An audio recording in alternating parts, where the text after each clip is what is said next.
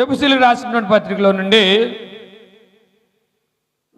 ఎఫెసీయులకు రాసినటువంటి పత్రిక 4వ అధ్యాయము 15వ వచనాన్ని చదువుకున్నట్లయితే, ప్రేమ కలిగి సత్యము చెప్పుచు క్రీస్తు వలె ఉండుటకు మనం అన్ని విషయముల్లోనూ ఏం చేయాలంటే అండి, ఎదుగుదు. క్రీస్తులో ఎదగడం, క్రీస్తు వలె ఉండడానికి అన్ని విషయాల్లోనూ ఎదగాలి. మీకు వెనకాల వేయబడినటువంటి చార్ట్లో ఏం కనపడుతుంది అంటే, ఇటుపక్కేమో రక్షణను కొనసాగించండి అని చెప్పాడు. రెండవదిగా వాక్యమును అంగీకరించుట అనేటువంటి చెప్పాడు. మూడవది సంఘ సహవాసం అని చెప్పాడు. నాలుగవది క్రీస్తుని వెంబడించుట అని చెప్పాడు. ఇటుపక్కకు వచ్చేసరికి బాప్తిస్మమునకు విలువ అనేటువంటిది కనబడుతుంది. తర్వాత వచ్చేసి సత్యమును గ్రహించాలి అని చెప్పాడు. తర్వాత వచ్చేసి దైవత్వంలో పాలివారం అవ్వాలని చెప్పాడు. తర్వాత నాలుగోది వచ్చేసి లోకమునకు వేరై ఉండాలి.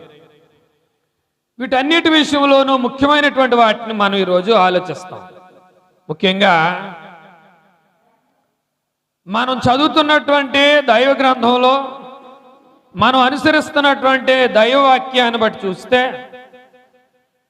ఏ విధమైనటువంటి వాక్య పరిజ్ఞానంతో మనం ఈ యొక్క సంగతుల్ని ఆచరణలోనికి తీసుకోవాలండి అని అంటే, మనం క్రీస్తులో ఎలా ఎదుగుతున్నామో అంటానికి మొట్టమొదటి సూచన ఇటుపక్క రాయబడినటువంటి వాటిలో రక్షణని కొనసాగించండి అని మాట్లాడు.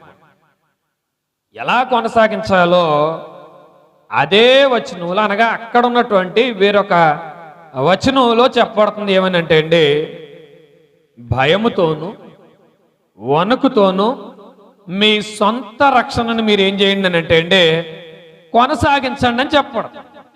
ఫిలిప్పీయులకు రాసినటువంటి పత్రిక